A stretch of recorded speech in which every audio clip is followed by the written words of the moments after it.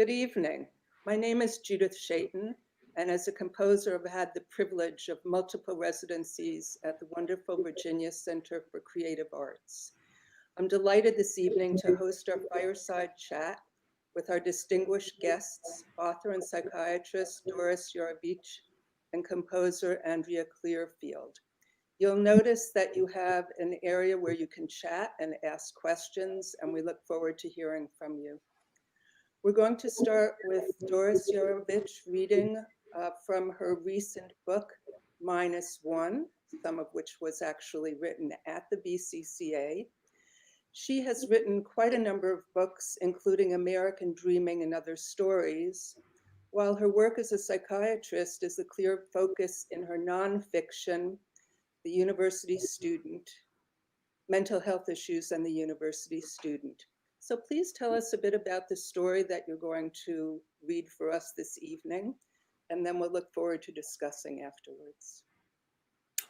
Yes, thanks. And I want to thank VCCA for having this wonderful series. I really appreciate both attending it and hearing other folks, and then also being honored with being part of it.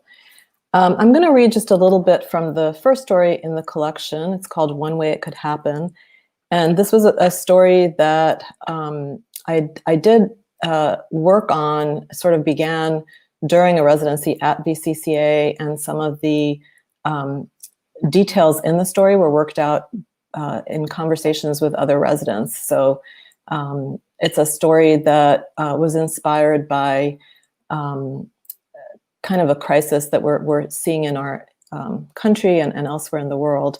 But I'm not going to tell you too much about it. I'll let you kind of see what it's about once I start reading. So I'm going to read just a few pages. One Way It Could Happen. 8 in the morning to 5 in the afternoon, or sometimes later, you see them one after the other. The young mom who can't stop crying, the 20-year-old hearing voices, some so anxious it takes them 3 weeks and a ride from a daughter to make it out of the house. Plus the skeletal ones with tracks up their arms, the doughy ones with rheumy eyes from too much Jack Daniels, the teens with cross-hatched wrists. You're going to maybe also see a cameo from my cat, so I apologize about that. So it's not like you wouldn't notice in your own house, not like you don't think about these things every moment of every day, but maybe when you get home, you would like to read the living section of the paper. Focus on new recipes for lower calorie lasagna. Sit in the recliner and have someone else make dinner and bring you a glass of wine, but that's not usually how it goes, how it went. And of course you did notice, not just last year, but all those years ago, the little boy who went from following his dad, as if an umbilical cord connected the two of them, to fighting at school, so the principal called you in. Followed by the even more alarming time of silence, and then the time of slammed doors. You noticed, you spoke up. 8 to 5, when you say something, people pay attention, either the patients themselves or their families, or sometimes social services. You speak and faces tilt toward you like the yellow swamp sunflowers along 15501 swing toward the light. And you scrawl out prescriptions or admission orders or appointment cards, and people's lives turn around. Or sometimes they don't. At church, in the neighborhood, everyone's so supportive. In a town of 6,000, news spreads fast. Plus, it was your idea to be honest for the newspaper. The flowers and casseroles, the hugs from people who barely used to nod when you passed one another walking the dogs. But the others, the overheard snatches of conversation are like shivs through the left side of your rib cage, even the cliches. A druggie and his mother a psychiatrist? You'd think she'd know how to get him help. Goes to show you never can tell. The theories, parents worked all the time, were never there. Father some hotshot engineering dean over at Duke, brilliant but no common sense. Maybe it's the genes. The mother was a wild one herself in her youth. If they'd spent more time in church. Or she's so busy with her fancy job that the family slips through the cracks. Though of course it wasn't you they meant, not every time. It wasn't you who got called into school. His father went with the boy's mother. Surely you must have imagined the other comments, not really her son, not biologically, A very messy divorce, what can you expect? People split up without a thought to the kids. You met Finn as a wide-eyed, red-headed 4-year-old, already freckled, pink with sun, who crawled into his father's arms like a koala and then snapped his head around to catch the kiss his father gave you behind his back right after he introduced you. He was already alert to secrets. You offered up your tube of zinc oxide, but he grimaced as if it were excrement, and his father brushed it away. The three of you strolled through the farmer's market, past the crates of rainbow chard and tiny carrots and fairy tale eggplant. You offered to buy him a sunflower, heavy with black seeds, had already paid for a plastic cup of fresh squeezed lemonade, but he refused both, eyes downcast. His dad said, "You want ice cream, honey? You want me to take you to the pool later?" His parents had been separated a year at that point, with the divorce papers due to finalize any day. He was already big for his age, off the charts, carrying within his cells his mother's propensity for height, but his father's stocky build, so that he lumbered in a body that made him oafish as he aged, made him trip over his own feet, made other kids shy away because if he shoved them, he inadvertently knocked them down. The tips of buzz-cut fuzz were already at the principal's shoulder in first grade, so she showed no leniency when he brought the keychain army knife to school. He insisted he hadn't threatened anyone or extended the blade. No leniency, even when you tried to explain it had belonged to his father's father, who had died the week before. It was your one foray into school because his father was recovering from the surgery for the slip disc, and his mother was in Wilmington shooting a short film that was to open the documentary film festival in the spring. Shooting a film that would screen at some time during the festival. Shooting a film, but her scenes were cut at the last minute. Bastard director promised the moon, but. Shooting a car dealership commercial, which you finally discovered only when the boy fell asleep over his dinner one evening. She had let him stay up so they could watch it air on late-night local television. In the car on the way home from the principal's office, having been suspended for the rest of the week, he didn't say a word. 6 years old and sat like a Buddha, arms crossed, lower jaw jutting, oblivious to your cooing tone, to your promises that somehow you would recover the tiny weapon inscribed on the blade with his grandfather's initials. Which you did, many letters and phone calls later, but by then his mother had procured a signed photo of Ludacris, which he received on the same day, and he tossed the little knife onto the coffee table without a second glance, and there it stayed until the housekeeper set it in a saucer of loose change the following Monday, in which you found it years later, digging for quarters to take on the long drive north to take Evan to camp. 8 to 5, you refer people to behavioral therapists, to couples counselors, to learning specialists, and a few weeks later, you get typewritten reports that you initial and file and consult as needed. And his father did make an appointment with the child psychiatrist at the University Medical Center after Finn gave him a black eye by slamming a football into his face at close range, then insisting it was his father's fault for standing too close, for trying to wrestle away the ball the third time he had said no throwing in the house. But his mother was running late that day, couldn't find parking, had the younger one too, who was tantruming in the car seat, and afterward rescheduled Finn's appointment with her lover's cousin's wife, an acupuncturist who had gotten certified in marriage and family therapy after her own first divorce, who charged half as much as the university guy, could get him in within the next 2 days. Finn's baby sister almost never stayed with you. Your husband grumbled that though his ex had been the one to insist on having kids, she had never wanted the burden of actually raising them, but the little girl went everywhere with her mother. You tried to stay out of their loose interpretation of joint custody because it led to arguments. Finn was often deposited at your house with minimal advance planning, even on weeknights or Saturdays when he was scheduled to be with his mother. Other times, she would pick him up for a few hours on a whim, calling that morning to say she missed him terribly, taking him to brunch and a movie right after you had fed him pancakes. By the time he was 9, if you restricted television because he had cursed or flouted a rule, he'd demand to go to his mother's. His father usually said no, but Finn would text his mother and then she'd call, and sometimes it was easier to say yes. I'm going to stop there. Thank you.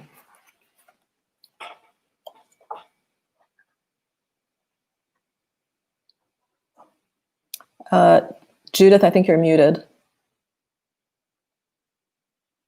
I have one question I would love to ask you, and that is about the relationship between your work as a psychiatrist and your writing, and whether it feels like a kind of figure ground. I mean, obviously this story has to do with it, but it's also about complex interpersonal relationships that we all have. And I'd be very interested if you could speak to that. Yeah, thank you. That's a great question. So I spent many years avoiding writing about anything psychiatric or mental health related because I was very afraid of the impression that I was writing about my patients or anything that I'd kind of heard in a confidential setting. But I think the longer that I've practiced as a psychiatrist, the clearer it's been to me that I can write about, that I can really respect confidentiality and not take anyone's individual story, but I can write about some of the universal conflicts and sort of the universal emotional truths that we all deal with. And I think this story in particular, it's about a psychiatrist mom. So it's, and I'm a psychiatrist and I'm a mom. So it's in some ways a very difficult story to write, just sort of projecting myself into this really painful situation where someone is dealing with psychiatric issues and then also just really everyday conflicts and difficult relationships. So I think I used my psychiatric experience, but then I also used personal experience and experiences that I've come across in my day-to-day life. And in this particular case, the experience of someone that I knew who had a child who was struggling with addiction, who was a mental health professional themselves. And so just kind of trying to imagine what that would be like led to writing this story. Now, I see we have another question here, and that is how you chose the point of view, the idea of using the second person point of view. Yeah, and thank you. That's David. It's great to see you, David. I wish I could see you. I think I was playing with point of view, and it was a way to both distance myself from the protagonist and then also be a little bit closer than third person would allow. But I think that the first couple of lines of the story came to me in second person, so I just went with it. But I think it has to do with the distance a little further than first. And could you maybe give us just a little bit of a glimpse into what some of the other stories are about? Do they also kind of meld your particular background with a variety of interpersonal situations? And of course, let me say, for both of our guests this evening, there's lots of information on their websites. So we know this is just an opportunity to be introduced to their work if you're not already familiar with it. Yeah, so the other stories vary. I would say that the theme that connects them, so the collection is called -1, and they all, in one way or another, deal with some form of loss or and it's typically relational loss. So either loss through death, so various family members. There's several stories about people who have lost a spouse, estranged couples, and then also kind of moving on beyond those losses. So characters remaking their lives in the aftermath of loss and shifting relationships, I would say. So the other stories don't, I believe that's the only story that has a psychiatrist in it. And they're not so directly concerned with, I would say, psychiatric realm or maybe mental health issues. But I'd like to think that they all have psychological elements in them. I'm obviously very interested in kind of what makes all of us tick. So there's a common theme of that as well. Thank you so very much. Well, I think we will turn now to Andrea Clearfield, and if we have time at the end, we can come back and have maybe a bit of a group discussion. So I'd like to just briefly introduce Andrea Clearfield, who is a multifaceted and quite wonderfully prolific composer. Her work ranges from chamber to orchestra, opera, chorus, multimedia. She's currently composer in residence with national concerts at Carnegie Hall and is a 2020 recipient of the Pew Center for Arts and Heritage International residency. But rather than taking up more time listing her many accomplishments, I'd like to invite Andrea to introduce her compelling opera, MILA, Great Sorcerer, which premiered at the Prototype Festival in New York, and then we will hear an excerpt followed by a discussion. Thank you so much, Judith, and thank you, Doris. It's really an honor to be on this program with all of you. VCCA has been a home away from home for me, probably 25 residencies, and much of the work that I'm going to tell you about had been created at VCCA. So as a composer, I work on commission, and these commissions can take me to far reaches of my imagination. I had no way of knowing that in 2008, a commission would literally lead me to the top of the world and would shape my work for the next 12 years. And I'd like to just take you on a very short journey that will lead to the opera, the culmination of that body of work that was inspired by field work that I did in the Nepalese Himalaya, very close to Tibet. And Kim, there's a map on the next slide. There we go. So you can see Tibet in the upper right corner. Lomantang was where I was trekking. I had been commissioned by Network for New Music, a contemporary music ensemble in Philadelphia.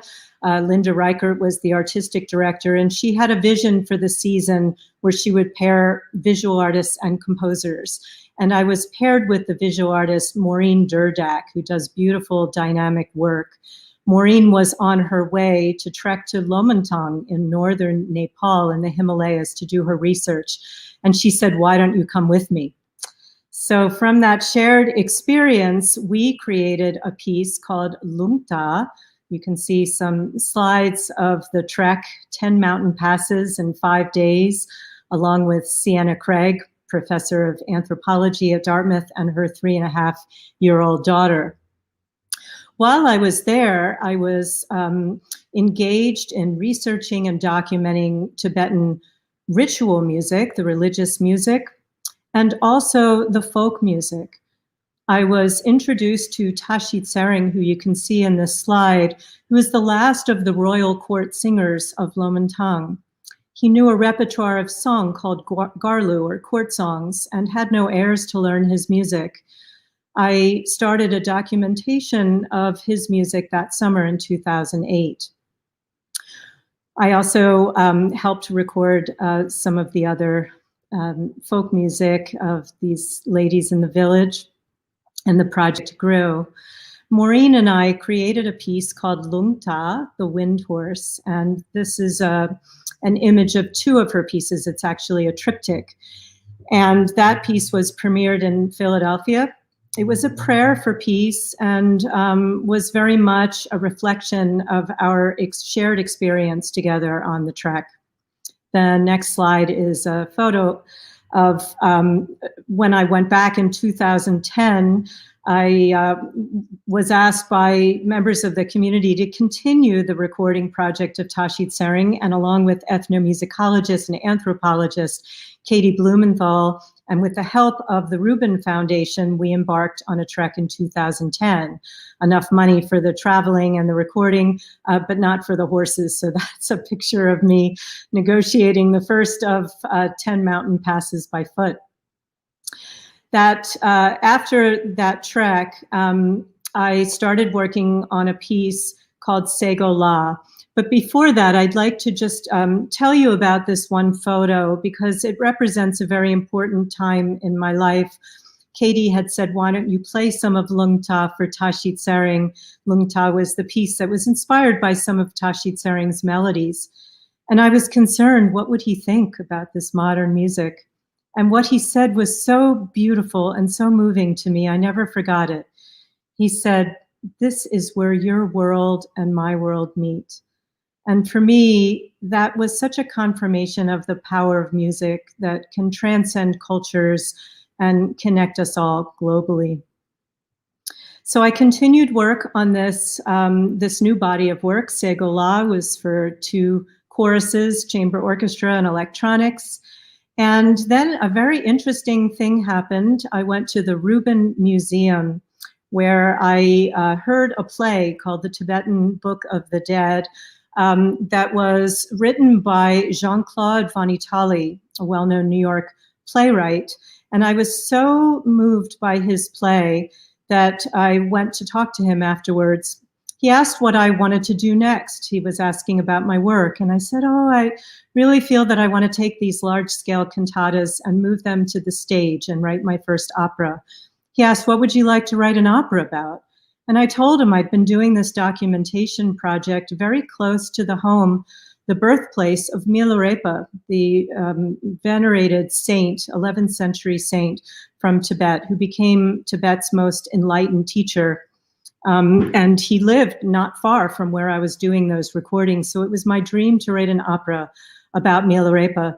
And Jean-Claude looked astonished. He said, I've been commissioned, along with writer Lois Walden, to write a libretto on the life of Milarepa, and the commissioners, Jean Kaufman and Terry Eder, are looking for a composer. So that whole conversation felt very auspicious. I received the commission from Jean and Terry, and 7 years later, the opera was premiered in New York City at the Prototype Festival. So you can see a picture here of Milarepa. He is holding his hand to his ear. His story is one of ultimate transformation from being essentially a mass murderer as a young boy at his mother's behest. And he, through spiritual cleansing by a very important teacher, he became enlightened during his lifetime and became the most beloved saint and teacher in Tibet.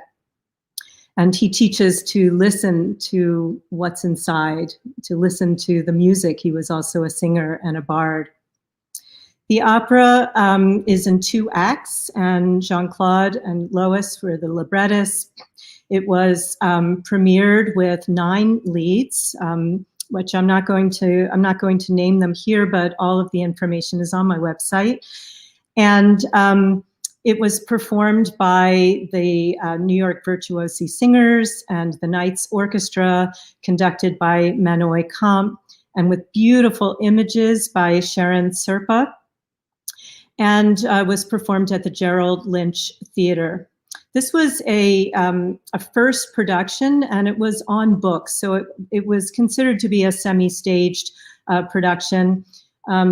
It was, for me, one of the great thrills of my lifetime to be engaged in collaboration with such an amazing team, and to have the honor to write an opera on such a very important subject that feels so prescient, especially now, on what is possible as human beings, that transformation is indeed possible.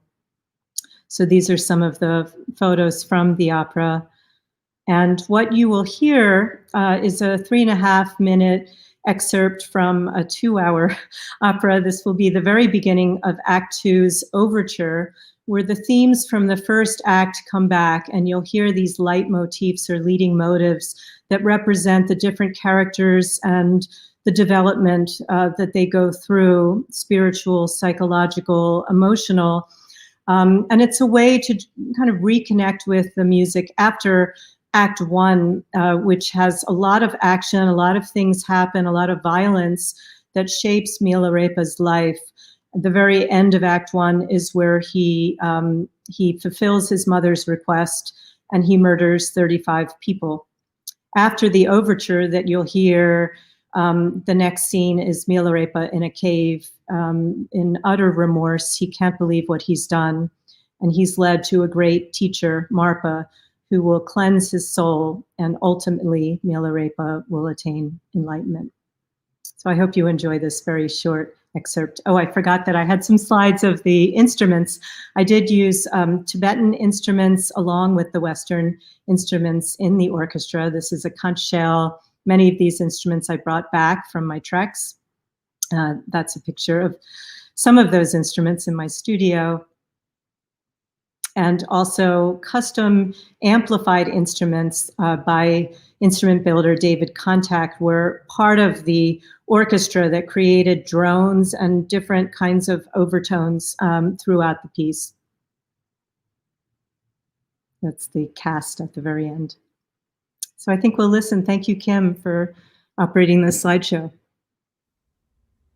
And feel free to turn it up on your volume if it's a little bit quiet.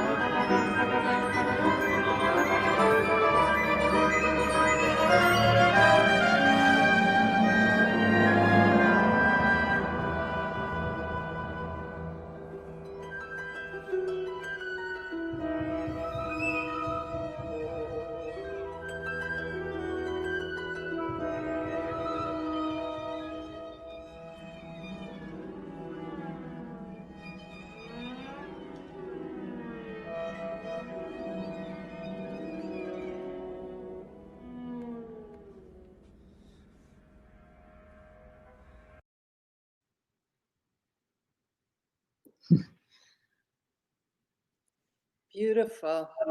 I have a question for you. Something that I think you do wonderfully, but it's very challenging for many people, is to blend instruments from different traditions. Could you speak a little bit about how you go about that? That's interesting, Judith. I thought a lot about it, especially with this body of work, many pieces that were inspired by Tibetan music. And I would say that in the beginning, it felt much more Tibetan influenced my first pieces, but the opera feels, what I wanted it to be was more synthesized, so that the Eastern and Western instruments could somehow find a new realm together. And I think that with these amplified instruments that David Contact created for me, that have these different overtones, there was a sense that the Western and Eastern instruments could sort of blend into that sound world. So that was one of the ways that I did that. There are no electronics in the piece, but these are amplified percussion instruments that are bowed, and they make all different kinds of vibrations. I think also there was a sense of playing with the idea of the wrathful and the peaceful elements of Tibetan deities. And so the wrathful elements, can sound chaotic. It can sound like a lot of clashing and cymbals and drums. And to use that to underlie the psychological development and the action. And then the peaceful qualities of the deities are something that come out more in the opera as Milarepa becomes more enlightened. The density starts to open up. And so we hear different Tibetan instruments during that time. And so a lot of cymbals and drums in the beginning, and we move more to bells and gongs as the opera progresses. I'm not sure if I answered your question. You did indeed. And I think it's really fascinating because I love the idea of being able to be inclusive and using an expansive repertoire of sound that speaks to what your inspiration is, what the nature of your work is, and to not feel that you have to use one or the other, but that you have found ways for them to talk to one another is really beautiful. Let's see, we have a question here from Stephen Petro. He says, your work, you see it there, your work is often influenced by history and current events. I'm thinking of the AIDS piece you did a few years ago. How have events in the past year influenced your work, if they have? And we also might wonder how the happenings of yesterday are going to affect us. Yeah. Yeah, I mean, how can it not? I mean, as artists, we have to respond. I think at least I have to respond to these things. So Stephen, thank you for your question. So this takes me to a different subject, and that is what I'm working on now. And some of these commissions were commissioned before the pandemic started, but the actual themes have taken on a deeper meaning for me as I've been working and experiencing this, unprecedented year, as we all know. So one of those, Judith had mentioned that I'm composer in residence with national concerts at Carnegie Hall, and that entails a 3-part work on what is home. And the piece with poetry by Sienna Craig, who you saw in some of the photos, the anthropologist, who's also a great writer, she wrote this poetry about that was inspired by migration and diaspora. What is home for people who have left home? What is home in your body as a young woman? This is for a consortium of treble choirs and percussion. What is home in your speech, which is the section that I just finished, which has a much different feeling now than it did when I was thinking about it before all of the current events. And the last one, which I will write next year, is what is home in your heart? But then, of course, what is home? I mean, we all, I believe, have different relationships to our own homes now, having self-isolated and all of these things. Home just takes on a different and, at least for me, deeper meaning. I don't see any other questions, but maybe we can bring Doris back. And I'd love for the two of you to speak just a bit to the potential role of the spiritual and the healing in the work that you do. Doris? I think you need to unmute your microphone. Okay. I also want to say, Andrea, that was beautiful. I really enjoyed your talk and the music. And also, I'm very excited about what you're working on. I'm going to put my headphones back in because I'm hearing echo.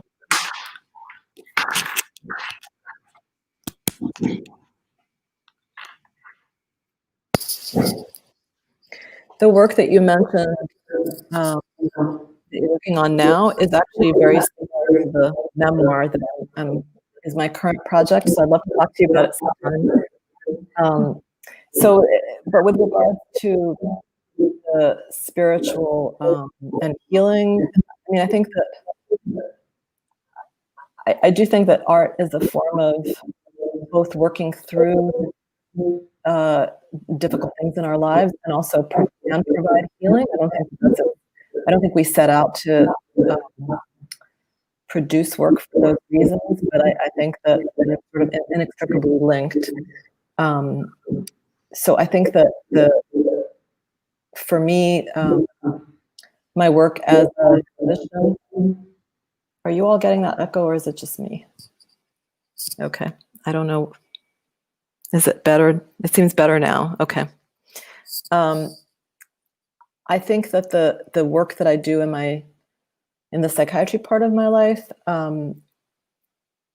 translates into my fiction writing and my nonfiction. But in the fiction, with regards to kind of keeping me grounded in the experiences of other people, and then also just the techniques that we use in psychotherapy of remaining open and curious and are also very useful when I'm working on fiction, and vice versa. I think that the way that art can lead us into experiences that are not our own and can help us understand realms beyond like the physical or the literal is very helpful when you're working in other settings on trying to help people heal. So I guess when you asked that question, that's what I was thinking about. I don't know if that answers what you were. And now you're muted. It's a huge question, but that certainly does help and is very meaningful. How about you, Andrea? You know, it's all about healing for me. Music is ultimately, you know, this ineffable form of vibration, and it has an incredible potential to reach the souls. And then, you know, when I'm working with the voice, of course, there's text and then there's a theme. And so many of those themes in my work have to do with transformation and something that, you know, starts from a place of unrest and opens out. And for me, this just feels like a calling to be able to look at subjects that some of them quite dark, and to find ways to shine the light on it with the music and to open out. So Mila Rapa's story is a good example of that.